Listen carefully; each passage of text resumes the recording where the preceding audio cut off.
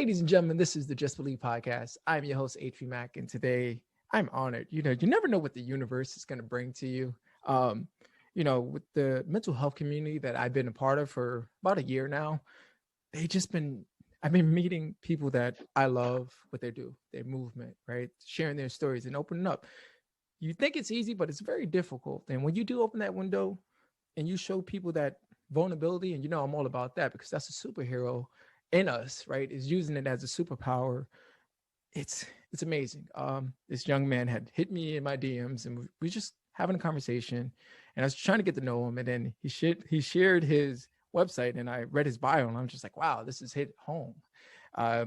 Not only for like me, but this is gonna hit everybody else. And his story, I can't say it better than him. This is Jay, and Ashley, how are you doing? Rocking it out here in Canada. Stay warm, my friend. Stay warm. It's like minus 35 outside right now. It's quite chilly. Yes. So how are you guys doing? We're good. Yeah. Good. The Ashley's coming up on 17 months on the Tonight? the 9th. Yeah. And Nice. I'm coming up on 13 years on the 11th. So February is a huge month for the recovery couple, actually. Ashley's birthday's on the 7th too, and we Okay. actually my business's birthday, so my business Freshwater Cuisine celebrates 5 years too. And then Ashley and I have been together for 365 days on the 17th. Nice. So February is definitely a big month. February is a huge month. It's like 10 days of condensed everything. It's like, okay, we're gonna go to an island and we're gonna do everything in one day. We don't have to celebrate every day, and yeah, it's. So tell the people about your story. Who wants to know about the recovery couple? You want me to go? You start, yeah. All right, so I had this, I created a brand called Chef Recovery, years ago. Being an addict and an alcoholic and suffering and breaking down and in that vicious cycle for 18 plus years of just, not being able to get out, right? Like just not knowing how to get out. And it was living to use and using to live, and fear-based, right? I was really scared to leave that world that I was in because that's all I knew, right? And if I left it, who was I going to be, and what am I going to be, and where am I going to go, and how am I going to do this, and how am I going to survive, and how am I going to deal with this, and how am I going to deal with that? I can't deal without the drugs and alcohol. I need to get high. I need to get drunk. I need to kill the pain. I don't want to deal with this, because I was born Jay Corey. I was born Jay Corey, and then my name got changed to Jay Barnard halfway through my life because my mom got remarried. So halfway through my life, I lost my identity too, right? So and then my father abandoned me and hasn't really been in my life at all. So, when you don't have your father, my grandfather stepped in as my father, but, I think us males really truly look up to our fathers as role models, and that wasn't there for me. So it really, my uncle was there who was the president of the Hells Angels, and that was the life that I saw. So that was the life that I saw. That was the life that I was attracted to. That was the life that got me what I had, right? Like I was bullied, I was picked on, I was called names because I was a big kid, and I never had any friends. Last kid picked on the team in school, and all those things really mess you up. As a kid, it really, the trauma that puts onto somebody, because now you really just shut down. It's just a shutdown. And I found love in drugs and alcohol. I found love in selling drugs. I found love in being destructive. I found love in being dysfunctional. I found love in, chaos, in drama. I found love in lying, cheating, manipulating, stealing. I found love in using women for what I wanted. I found love that's where I found love, because I didn't know what love was. Yeah. And, looking for it elsewhere. Yeah, I was just looking for it elsewhere, and in all the wrong places, because I just couldn't, every time it just wasn't love, right? It was a fake. Yeah. This fake thing that just kept going on and on and on and on and on. And you know, I guess one of my first real loves in life was cooking, and that's, you know, where I always saw my grandma cooking. It was kind of like the bond me and my grandma had, and I've always always had, you know, always loved food, and that's kind of, you know, when my using started. I mean, my first addiction, you know, my first addiction was food. Then my second addiction was porn, right? So you start watching porn and you get all distorted in the mind how, like, this is how a relationship's gonna be, and then you go get in that relationship and you try and reenact what you keep seeing, and it's like, okay, how did that happen? But that's not true. And then, you know, you're so then it's like you're bouncing from women to try and get what you know is just distorted, and could never hold a relationship because I just didn't I didn't know what a relationship was, right? Like, I didn't have a relationship with myself, losing the identity, how I was lost. I was just a lost soul. And you know, that cycle of addiction and using and selling drugs just, you know, throughout my young years, you know, 13, 14 teenage years, straight up until, you know, 18, 19, 20. I got busted for the first time with cocaine. When I was 20. It took them 10 years to catch up to me. You started young. Yeah, I started young. I figured out, well, that's how I became popular, right? I became popular, and I was a loser. I was looked at as a loser. I was looked at as the you know, I don't want to be around you, you know, that kind of guy, right? So I found power inside of being a drug dealer. I found power in controlling people. I found power in controlling women. I found power in owning what I owned, which was the drugs, which then led to money, which then led to partying, which led to me being popular because I had everything I wanted. And in the meantime, I was just killing everything around me and killing myself faster.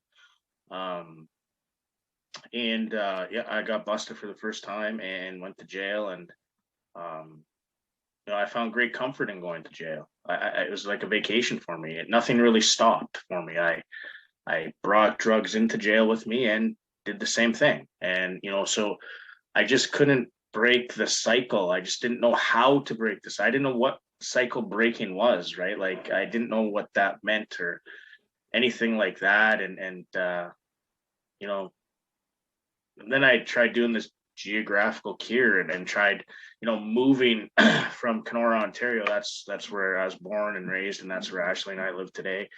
And I went to Southern Ontario. I went to Sudbury, where my uncle was at. And you know, I had this big plan in my head, you know, gonna move, things are gonna change, everything's gonna change. And what I didn't understand when I did that was, like, Jay's going wherever Jay's going. So Jay's gonna be Jay, right? So if Jay's hanging around Mack and Kenora, Jay's just gonna be Jay there and find the same people.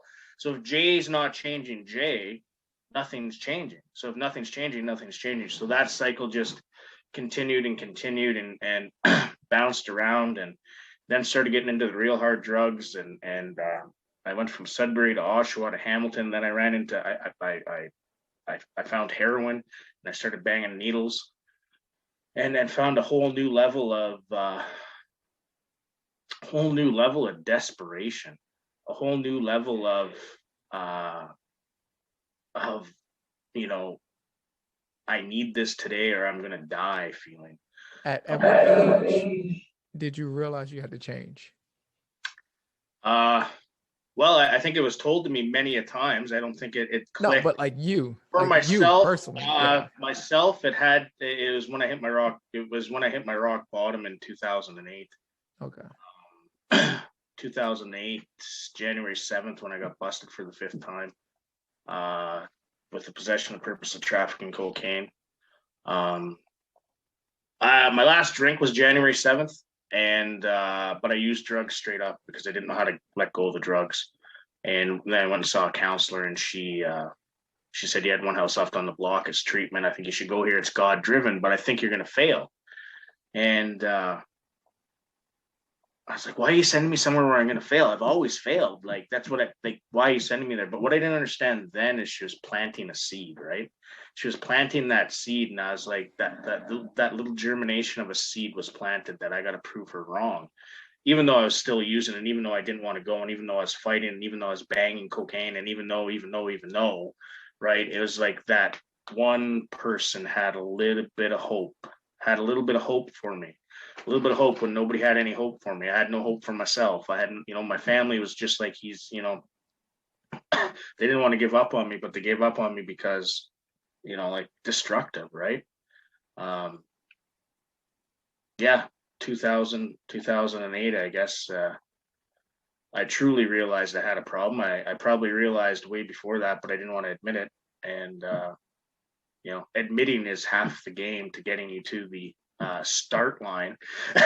No, truly it is. It really is. Some people don't understand that. I struggle with alcohol myself, right? Never really did the drugs things because I love basketball, and some of the basketball players that I grew up with that was way talented than me didn't make it because of drugs, right? Like it's easy to make money the fast pace, but then they started not only becoming dealers, they was getting they was becoming clients. They was taking it themselves and getting higher, and you started seeing that like God-given talent that they had just dropped. And it's like, wow, dude, so I didn't want that. It was scary to me, but I was just always addicted to drinking to numb the pain, right? Whatever like emotions that I had.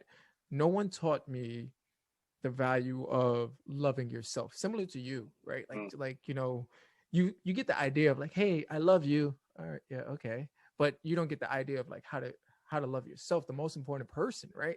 Nobody's Right. just talking about explaining loving yourself, taking care of yourself. Hey, if you take care of yourself now, like that, planting that seed early, imagine the plant or the tree that you would grow. And it's frustrating to me because I get like we all have our ups and downs in life, right? But sometimes we are taught what we're not taught, honestly, right? Like nobody taught me how to love myself, so therefore I was doing things to damage myself, right?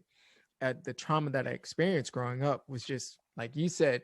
I'm originally from the Bronx. I moved from the Bronx to Tampa, and I'm like, oh man, I'm gonna be good. My life is gonna be great, and all my problems just like was coming amplified. Yeah, just amplified. It's like, oh, yeah, I'm on my own now, but now HB's over here doing this and doing that, and the exposure of alcohol was something like I didn't experience. That college life, bro, like I'm gonna tell you, it was different. You're like, like frat house is a whole new level, bro. Yeah, totally different. You feel like similar to like a demigod when you're like, man, I can have all these drinks and I'm gonna be perfectly fine, and then you realize I'm relying on these drinks, and now these drinks are affecting my emotions and who I am and what I do, and I became a jerk, right? And a aggressive jerk. Like some people was like, oh, he's cool, but then like when I started drinking, the demon, the anger, like I had to lock him away in the house, and people didn't see that side of me. And I applaud you for admitting that, because I had to look in the mirror and admit that I had a problem.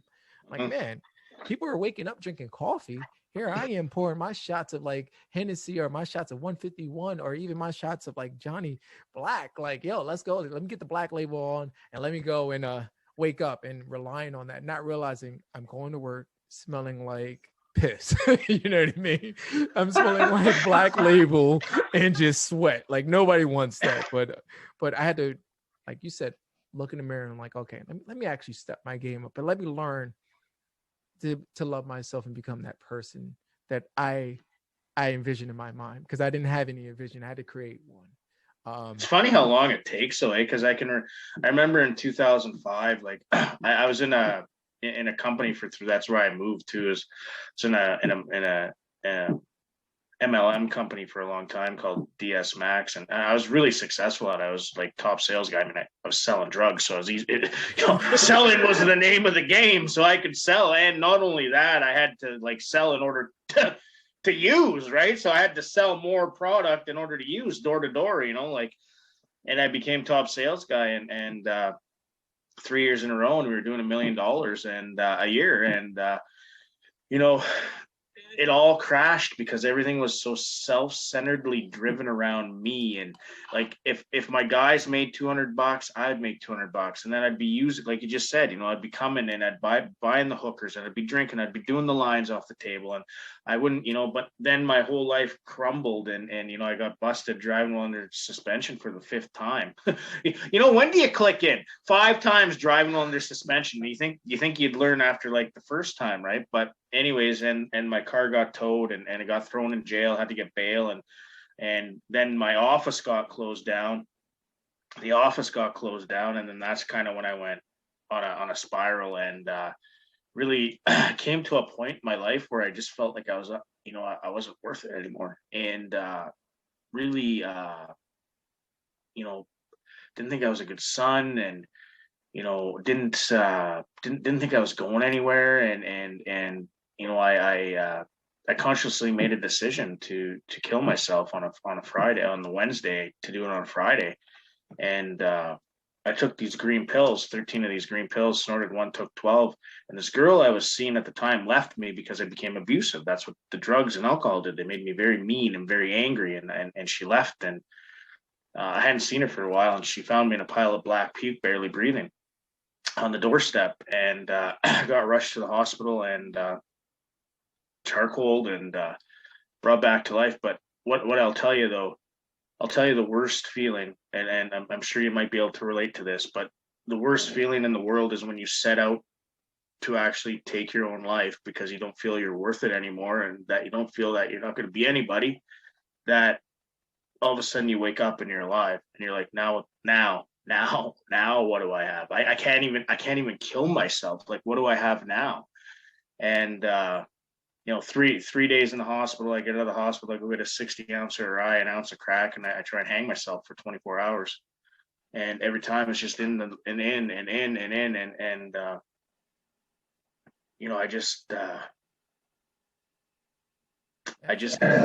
just couldn't, I don't know, something was watching me back then, and I turned myself into the Barrie police, and ended up getting a year in prison for that driving while under suspension for the 5th time, and I ended up, jail saved my life that time.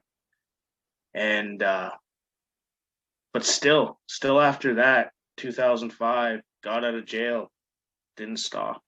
I didn't know how to stop, right? I couldn't stop. The pain was so bad, the dysfunction was so bad. I didn't know where to start. I didn't know where to look. I didn't know what to do. It was just mad chaos. And yeah. I had that myself with my attempt. I checked myself into a mental hospital to get the help, right? I needed the help because I knew something was wrong with me. Something that was just off. And when I went there trying to get the help, it was like a gift and a curse. The psychiatrist that was running it, he was a jerk. That's the nicest way I could say it. Because like it's a language barrier, when you're going through a dark time and you're trying to open up, right? He wasn't speaking my language, and he wasn't even trying to speak my language. Like literally, he read my file and just was like, "Oh, okay, you're from the Bronx, and this is what happened. You have a chemical imbalance. Take these, and you'll be fine." And I'm just like, dude, like that was 3 minutes of my time, bro. Like, what else do you have for me? Like, is there anything else? Is there something that you want? And he's like, no, I read your file because you opened up to the nurse or whatever. And I told him, no, like you have to do better. And he was pissed, clearly. Because like, it's just like me coming to your house and putting my feet in your couch. I'm telling you like, no, I'm going to put my feet here. And I told him that if I wanted drugs, like simple as that, I can go outside and get it. I actually came here for the tools to help me heal. I have so much emotions that I don't know how to control them, right? Like clearly I should have looked into therapy, but when you're attempting suicide, you're not really in the right frame of mind. Mm-hmm. Thankfully, my girlfriend had found me, who is now my wife, and we took the steps to get the proper help or whatever. But then the guy, he was mad. And he was like, "Oh, you're from the Bronx, so I know you don't have a really high IQ." So, and I was like, "All right, cool, I get it. I know what you're doing." Yeah, passing you on. Well, no, Yeah. no, he's trying to insult me, like, so I can show some rage, anger, to show everybody else that I do need the prescription and I do need to be put in the jacket. I'm like, dude, I've been called way worse. Trust, I'm from the Bronx, bro. Like, I didn't heard it all. All right. Like, if you're gonna insult me, talk about my mom real fast, and then we can get to scuffling. But but I know what he wanted. I know what he's trying to do. And being there for 5 days, like, yeah, like 3 to 5 days or whatever. And I was able to do the group therapy that they was doing. But not only that, I started taking things back to the basic as far as like journaling, right? And writing out my emotions, because I had to get them out. They kept replaying in my head, Yeah. But then after that, I was able to do everything. I left because I volunteered. And I just started learning how to heal. And after that, just like doing everything for far as writing and exercising and whatnot, to really have the courage to stand up to my parents. They was like the downfall of me. Like, they didn't teach me a lot of things as far as like loving and communicating. So therefore there was a disconnect, and I hated myself. Like, I hated myself heavy, And but that was the first time ever in my life I felt like I had the power back. Like, I have a voice, because I stood up to them, and they was like my biggest fear. I say this story because I want to ask you, what was your, I think I got my power back type of moment? Like, no, actually, I know I got my power back. Why don't you go? You tell. I got a whole. Go ahead. Oh, yeah, you go. You crack your voice, lady. You crack your voice. Well, actually, tell us your story, a little bit of your story, if you're comfortable opening Absolutely, yeah. My story, and it's funny. I just started sharing like on a social media platform, and I've done two podcasts before this, so it's still very new for me. But I mean, what I can tell you about my story is like, I can kind of like now pinpoint where a lot of my, where the beginning of what I can remember is. And it's, I came from a broken home as well, right? I came from, divorced parents. My dad was a severe alcoholic. My mother did the best she could with what she knew. She was very broken too, right? And she had a lot of trauma she had to deal with. I also had a name change when I was small. I didn't know that until I was older. But yeah, I went from Ashley Brisson to now Ashley Bolkaj. And so, because my mother had such a hate for my father, she wanted me to have nothing to do with him. So she actually changed my last name. My story kind of starts when I have two older sisters on my father's side, and my second older sister had a relationship with my mom, and she brought me, was able to see me, and she actually brought me to my dad's house. I hadn't seen my dad since I was probably 2 years old, and I think I met him for the first time when I was 7. So I had no idea who he was. I didn't know what he looked like, didn't know what he said. But I remember this, we were walking up to his house, and, we go into the house, and I see these kids, I see this wife, I see all this stuff. And he looks at me and he says, "Brandy, who are you babysitting?" He didn't even know who I was. So I remember that moment, and I'm looking around and not understanding, right? Why not me, right? So I had a lot of I as well had a lot of disconnect, and I had a lot of why am I not good enough, right? What about me, right? I was forgotten, stuff like that. My mom actually got remarried, and they had my younger sister. So I had a lot of displacement, of where do I belong, and that resonated with me for a long time. And I lashed out hard. I was a very angry child. I have very, very few memories of my dad when I was little, and I blame my mom for a lot of it, right? So I would tell my mom I hated my dad just so it would make her happy, and my dad would ask me questions and just to make them happy, so I would feel like they would love me, right? It was really hard, and I started really young. I think I was 11, 12 years old when I started drinking, and I think I was 12, maybe 13 when I started doing cocaine, and that was my thing, right? That was my thing to get away. I didn't have to feel anything. I didn't have to be me.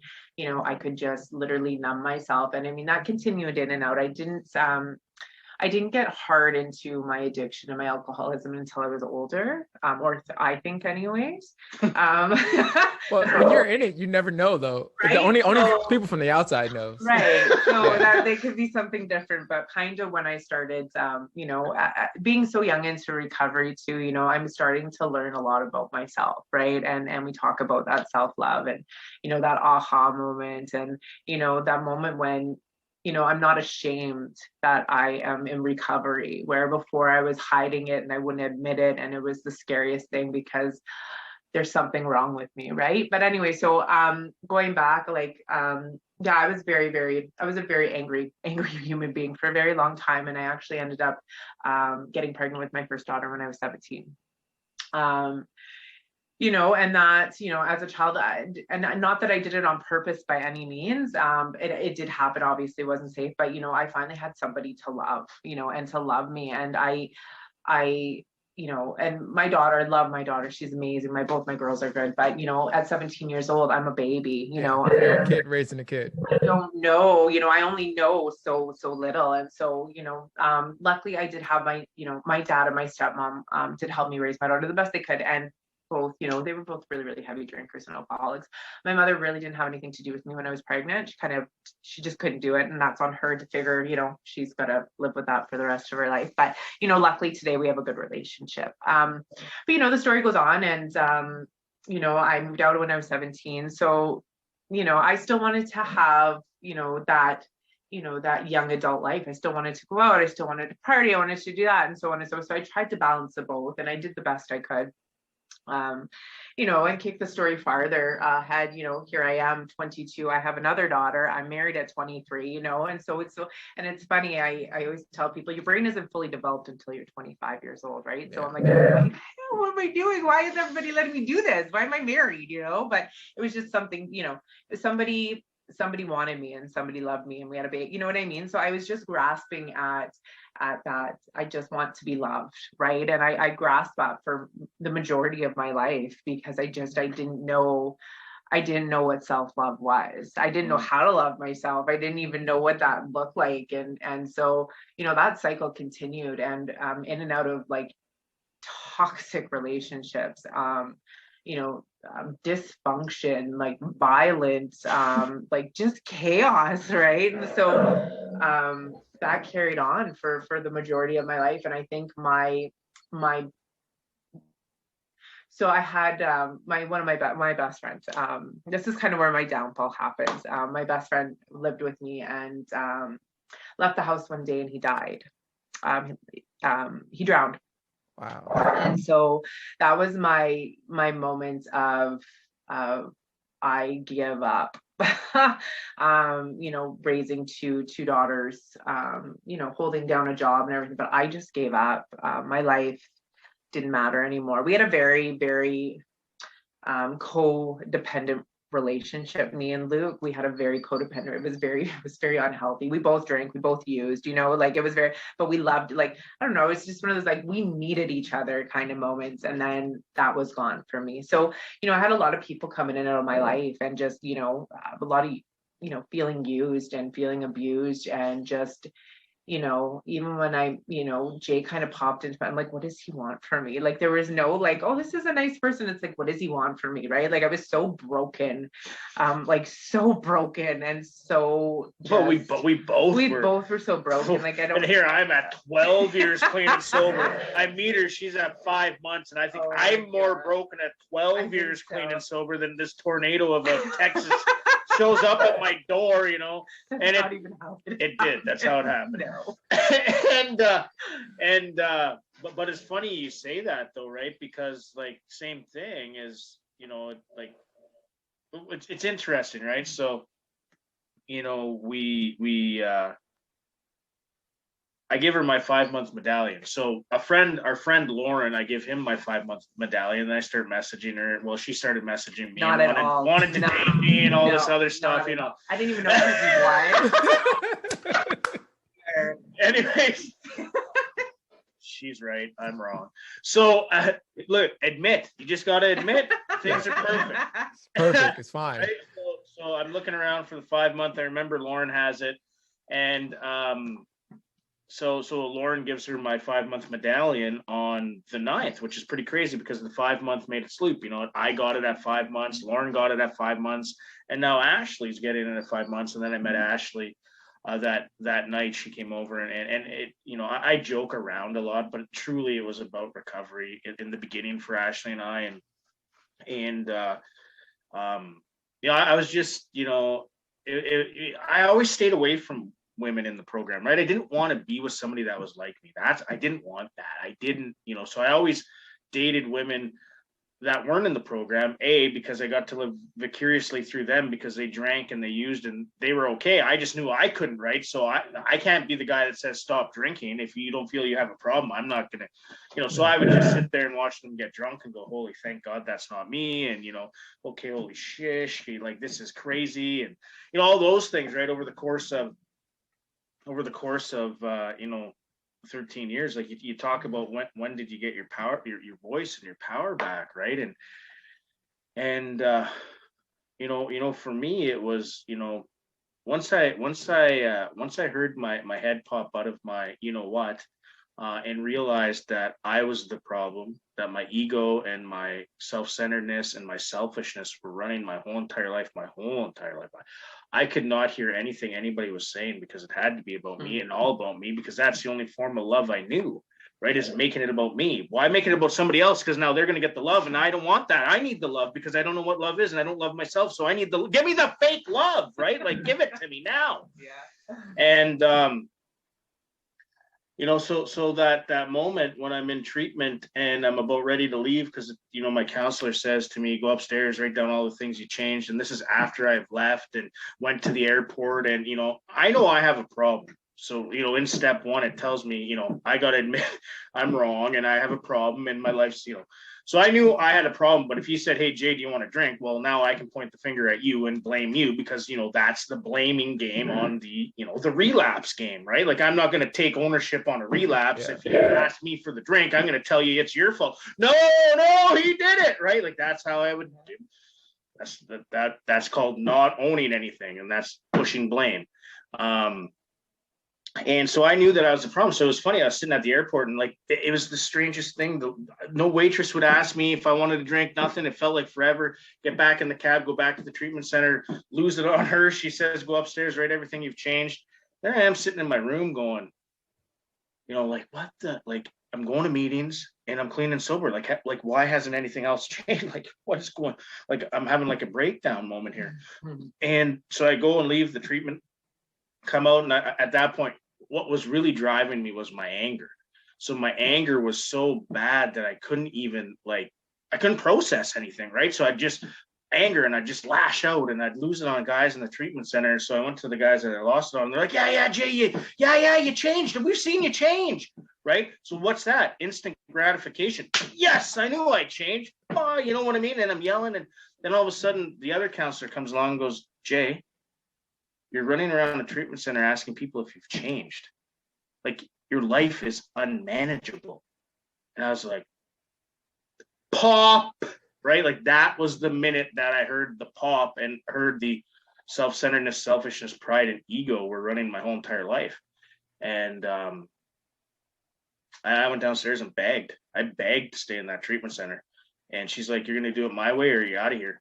And the minute you buck, the minute you say anything, Jay, door, like, enough's enough with you. You've been here 4 months. And that's that, you know, I said, okay. And that's when I had like the moment of clarity. And it was the first time I got on my hands and knees and prayed. And this prayer came out of my mouth.